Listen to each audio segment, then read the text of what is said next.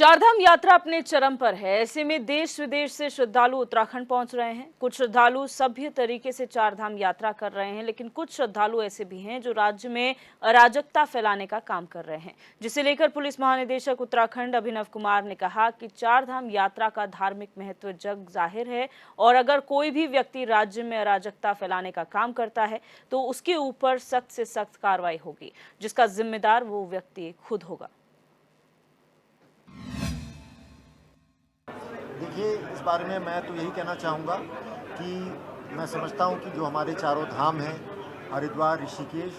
इनका धार्मिक महत्व जो है वो जग जाहिर है। इसमें मेरे ख्याल से देश का कोई शायद ऐसा नागरिक होगा जिन्हें इनके धार्मिक महत्व के बारे में मालूम ना हो। तो फिर भी यदि अगर कोई व्यक्ति इनकी धार्मिक मर्यादा जो यहाँ के से जुड़ी हुई आस्था है, भावनाएँ हैं, उस मर्यादा का उल्लंघन करता है तो मैं उसको मतलब हमारी नज़र में ये एक अक्षम्य अपराध है और ये हमारे इस देवभूमि की जो भावनाएं हैं, जो इसकी एक कल्पना है, उसकी मर्यादा का उल्लंघन है और हम इसमें सख्त से सख्त कार्रवाई। ये बसों को लेके अगर कहीं पे कोई विशेष स्पेसिफिक कंप्लेंट आएगी तब हम निश्चित रूप से उसमें ट्रांसपोर्ट डिपार्टमेंट के साथ संयुक्त रूप से कार्रवाई करेंगे। लेकिन अभी मैं नहीं समझता कि कोई इतनी बड़ी समस्या है कि उस पर अभी मेरे सर से इसमें कुछ निर्णय लिया।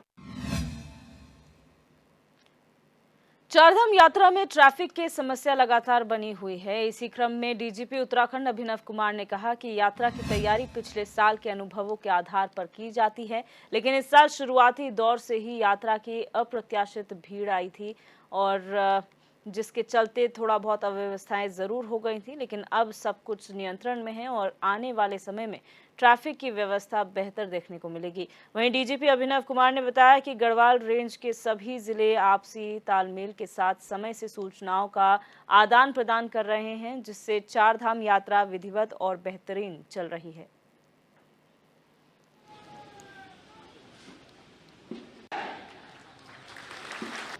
ये जो ट्रैफिक को शुरुआत में ज़रूर कुछ समस्या आई थी और कुछ भीड़ मतलब जो